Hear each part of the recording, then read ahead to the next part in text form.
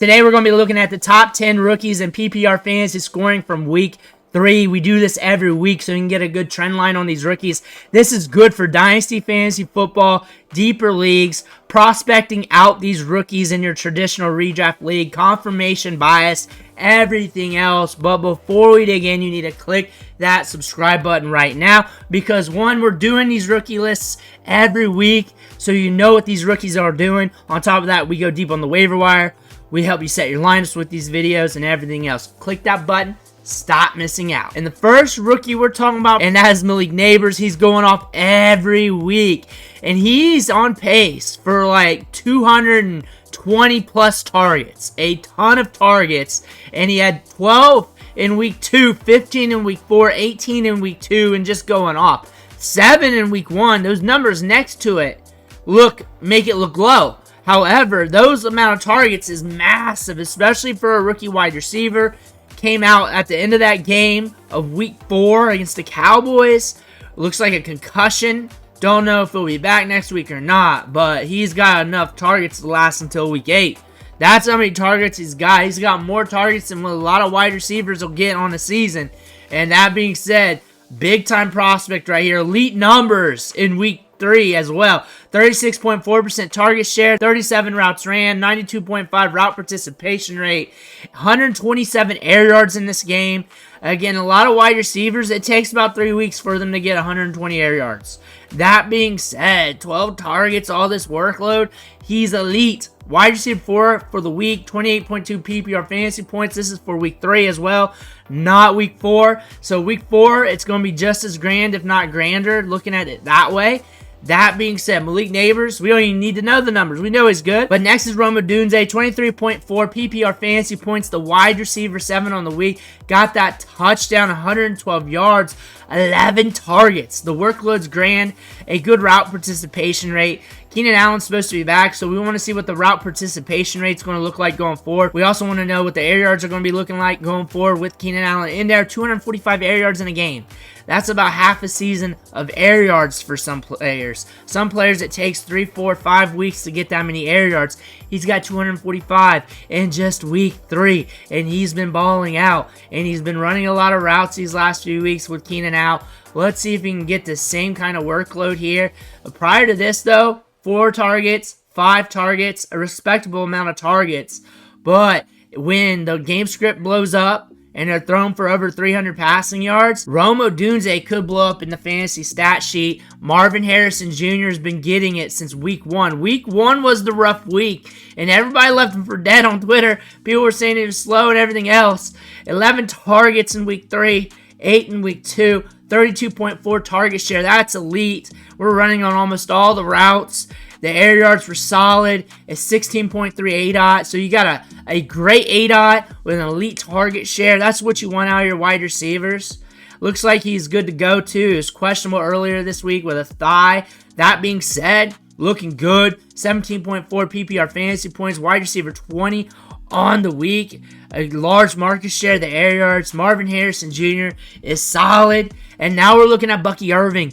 Everybody's talking about Bucky Irving. He looked good. He's looking better than Rachaad White on the ground. 9 rushing attempts on that game and a 35.3 opportunity share in week 3 against the Denver Broncos. And they're playing behind most of that game. Saw 3 targets, ran 7 routes. We're getting some work in the passing game with Rachaad White there. Rachaad White's going to soak up work in the passing game. If something happens to White, Bucky Irving's going to be a huge hit because he's looking good. He's looking solid. He's looking efficient with the ball in his hands. I think Bucky Irving's got a lot of upside here. 11.4 PPR fantasy points to RB21 on the week. And now we're looking at Brian Thomas, wide receiver 44. But the work rate is what matters with these rookies. Once you get down the list here, 9 targets in week 3. Ran on 40 routes, a 76.9% route participation rate, and a 20% target share. The ADOT's a little bit low for a 4.3 guy. I expect some more deep shots onto him, but 9 targets also indicates that he's probably getting some shorties too, so they can try and get some yards after the catch, but a 20.5% target share is very good for a rookie wide receiver.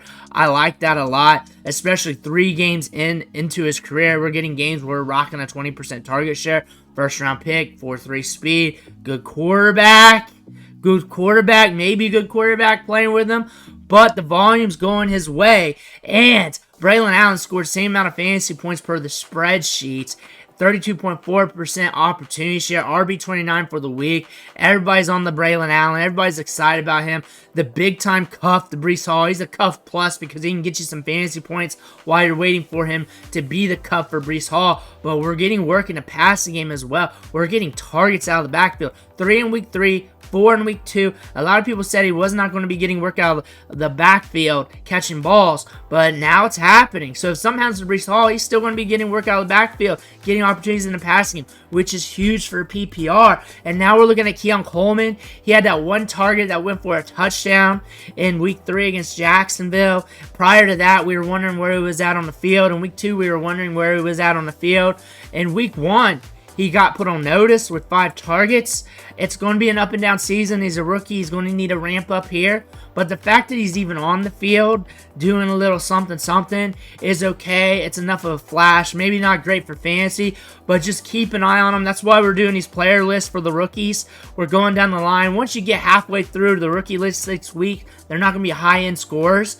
But Keon Coleman is running some routes. 11 routes on that game and a 31.4% route participation rate. So not elite, but okay, good enough. He's at least on the field getting opportunities. He's at least running some snaps, a 31% snap share. The week prior, 91% snap share. And I think what they said during the broadcast, they're just trying to max him up against the right coverages, which the looks against Jacksonville may not have been right for him.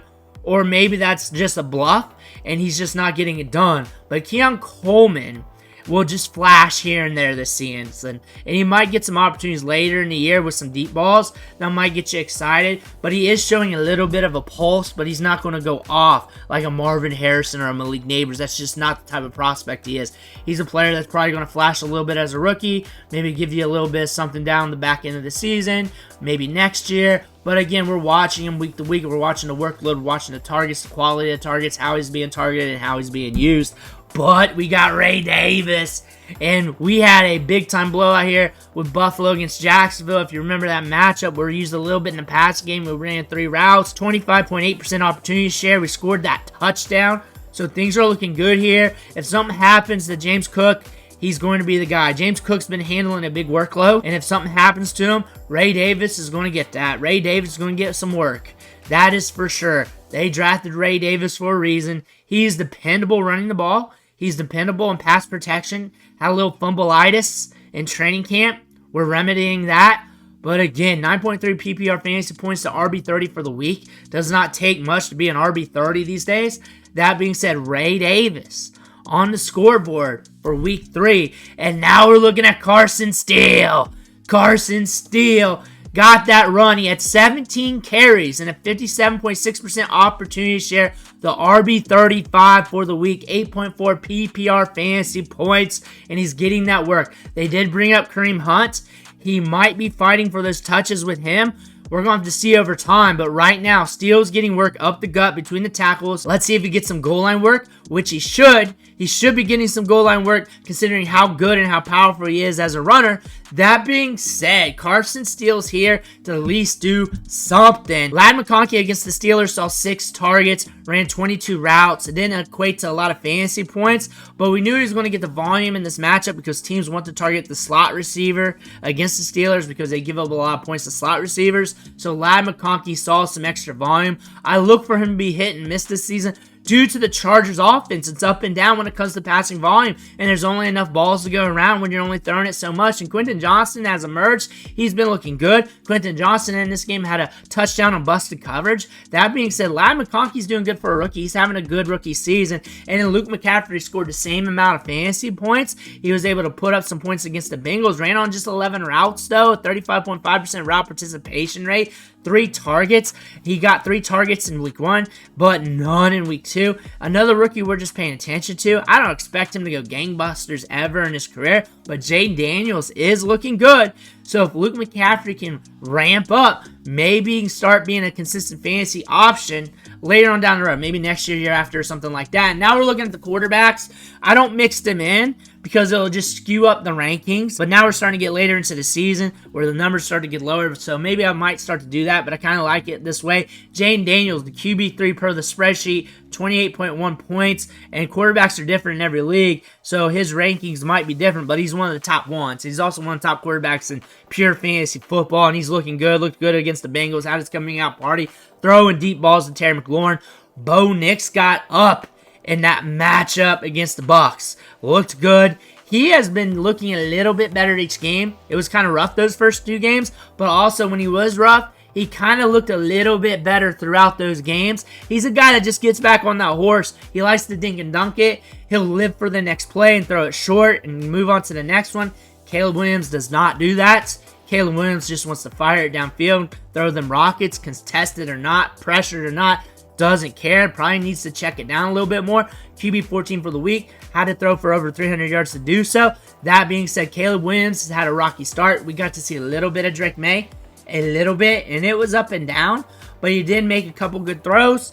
He did get hit a little bit. But Drake May is going to come up and get his opportunity later in the season somewhere down the line. Maybe it should be now. Maybe just let him get his opportunity. It's not like the Patriots are going to win the Super Bowl anyways with what they got. Let the rookie learn the position, learn the game, and let's see what he can do. But we're looking at these quarterbacks so far. I got a decent gauge on the class right now. Jay Daniels is your home run hitter. Bo Nix is really fighting right now. Caleb Williams is looking like a rookie. Let's just say that. I don't want to be negative about that. And Drake May, we're still waiting on to see what he's going to do on the field. But those are the rookies from week 3. Let me know what you think in the comments below. Make sure to hit that subscribe button on the way out. One thing for watching. Catch you on the next video.